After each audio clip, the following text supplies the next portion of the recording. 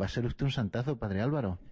Bueno, Dios lo quiera, ¿no? Pero sí que es verdad que encuentras testimonios preciosos, tanto en sacerdotes jóvenes, de mediana edad y mayores, de entrega, de un celo por las almas muy grande, sacerdotes pues muy bien formados, sacerdotes que cuidan mucho su vida de oración y que son un auténtico testimonio, claro. Y nosotros los sacerdotes necesitamos testimonios de otros sacerdotes que nos ayuden a vivir en fidelidad nuestra entrega y a valorar y amar a los compañeros sacerdotes. Creo que una labor preciosa de la delegación del clero es también ayudar a vivir la fraternidad sacerdotal y el amor de unos sacerdotes por otros. Vamos a volver otro poquito más atrás en el tiempo, esa etapa misionera. ¿Usted siente una verdadera llamada a consagrar unos años a alguna iglesia particular, quizá más necesitada que la diócesis de Toledo, y se enrola con ese equipo de misioneros que la diócesis toledana tiene allí en Perú, en la diócesis de Moyobamba? Háblenos un poquito de esto, de este proyecto, de esa ilusión, de todo ese trabajo de estos años. En verdad, mi vocación misionera, por decirlo así, pues también es prácticamente desde niño. Hubo dos elementos o circunstancias que pusieron en mi corazón ese deseo de estar abierto a la misión. Por un lado, recuerdo, cuando todavía era muy jovencito, que San Juan Pablo II hizo una llamada muy fuerte en los años 80 para que, vocaciones generosas fuesen de misión. Entonces, me acuerdo que decía a la China.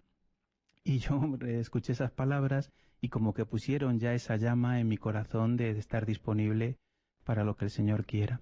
Y otra cosa que también me ayudó mucho fue que estando precisamente en los Agustinos Recoletos, nos contaron cómo un agustino recoleto joven, no llegaba a 30 años, en la misión en Brasil, en una de las misiones que tienen ellos allí, pues estando allí había tenido que dar la vida por un accidente que tuvo y bueno, igual en mi corazón de niño, pues aquello me impactó de una manera muy grande y de tal manera que en mi proceso vocacional siempre ha estado el deseo de decir, bueno, pues yo estoy disponible para lo que Dios quiera. Entonces, en un momento dado, cuando la diócesis de Toledo pues asume la prelatura de Moyobamba en la selva peruana, pues cuando don Antonio Cañizares, entonces cardenal de Toledo, anuncia que está dispuesto a enviar y a escuchar a sacerdotes que voluntariamente se ofrezcan, pues yo sentí ahí una llamada muy grande a ofrecerme. Yo dije, ¿por qué no? Tengo una edad buena. En ese momento, bueno, aunque mi padre estaba enfermo, pero estaba controlado y no había dificultad en que marchase.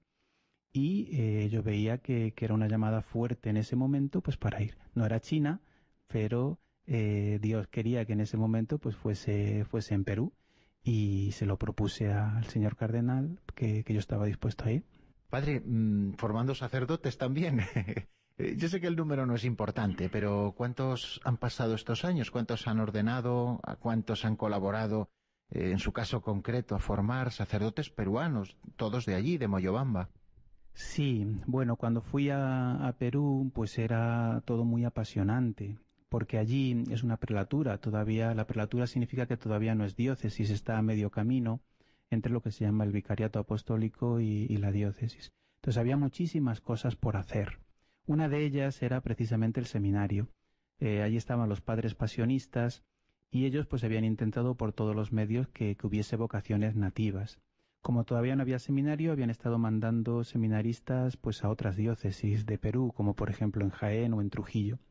Cuando la diócesis de Toledo se hace cargo, pues ve la necesidad de tener seminario propio allí en Moyobamba para que los seminaristas pues estén en su tierra, para que los seminaristas amen la prelatura donde van a estar y que también tengan la formación que en ese momento pues Monseñor Rafael, que fue el que fue nombrado obispo de la prelatura, pues quería. Bien, entonces los primeros que fueron a Moyobamba, pues enseguida empezaron a traerse a los seminaristas a la ciudad, a la prelatura, y a formar allí. Gracias a Dios, pues había un buen grupo de sacerdotes de Toledo que podían dar clases y también con el apoyo de sacerdotes de la diócesis de Toledo que venían pues para 2 meses y dar cursos intensivos. También pues pudimos tener profesores de allí de Perú.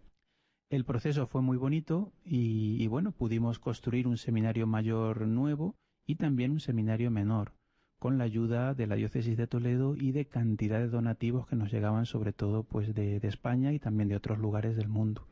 Actualmente tenemos seminario menor y seminario mayor. Este año creo que son en torno cerca de 30 seminaristas menores y en torno a 25 seminaristas mayores. Yo he estado 7 años allí y bueno, para mí ha sido precioso porque era, bueno, pues llevar la pastoral vocacional junto con otros padres que la llevábamos, buscar a los niños, no olvidemos que allí hay cantidad de niños, de jóvenes, íbamos a los colegios a dar testimonio, a hacer encuestas, a hablar de Jesús, íbamos a, bueno, pues a las casas de donde vivían estos jóvenes, hemos hecho cantidad de convivencias y en el seminario, pues a lo largo de estos años ya nativos, pues se pueden haber ordenado, creo recordar que son 11 sacerdotes y 2 diáconos hasta la fecha, lo cual es muchísimo. Hablábamos de que es usted el delegado del clero ahora en la diócesis de Toledo y nos decía en qué consiste un poco su trabajo, pero a mí me interesaba que nos diera unas pautas a los oyentes. Algún oyente puede estar diciendo, bueno, a mí como seglar, casado, soltero, lo que sea, que me interesa lo del clero y tal. Yo creo que puede tener un aterrizaje muy práctico su presencia aquí. ¿Cómo recomendaría usted a nuestros oyentes que cuiden a sus sacerdotes? Bueno, yo creo que a todos los fieles la santidad de los sacerdotes compete muchísimo, porque en verdad un sacerdote santo pues lleva a la santidad a su comunidad, ¿no? Con la ayuda de Dios. Y bueno, pues un sacerdote mediocre, un sacerdote frío, pues hace que también la comunidad pues se enfríe, ¿no? Es verdad que la gracia de Dios actúa siempre, pero bueno, el sacerdote tiene que ser en ese aspecto pues también signo de la bondad de Dios y de su corazón. Bien, yo creo que los fieles pueden ayudar muchísimo a los sacerdotes y especialmente en concreto pues a su párroco con el que conviven muchas veces pues todas las semanas o diariamente.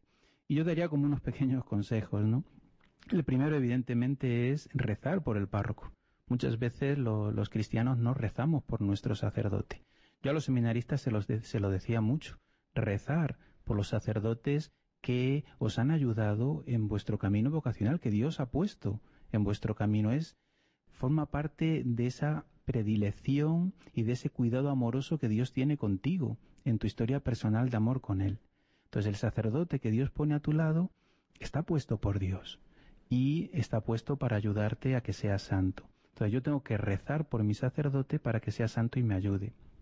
Otra manera de ayudar también, hay muchas personas que conocen bien a su párroco, a su sacerdote, y a veces pues también es oportuno darle buenos consejos. Por ejemplo, pues usted necesita descansar, usted necesita unos días de retiro, o de ejercicios espirituales, es decir, cuando vemos que nuestro párroco, nuestro sacerdote, necesita retirarse para estar con Dios, no pasa nada porque podamos decírselo y aconsejarle y decirle, bueno, pues esto puede ser bueno también para su vida.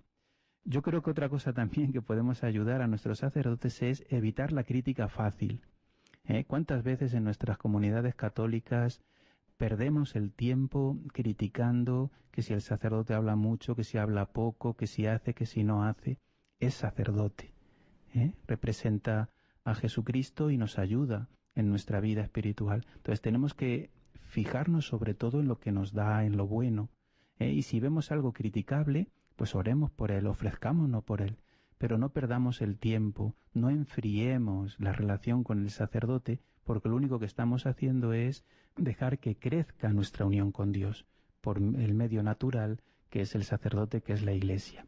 Y luego, otros 2 consejos que yo daría es, uno, colaborar activamente en lo que proponga la parroquia y el párroco. A veces se piden, ¿no?, colaboradores de Cáritas o catequistas o gente que visita a los enfermos o tantas actividades que se realizan en la parroquia, ¿no? El decir, bueno, pues yo estoy disponible, si tengo tiempo, puedo hacerlo, ¿por qué no?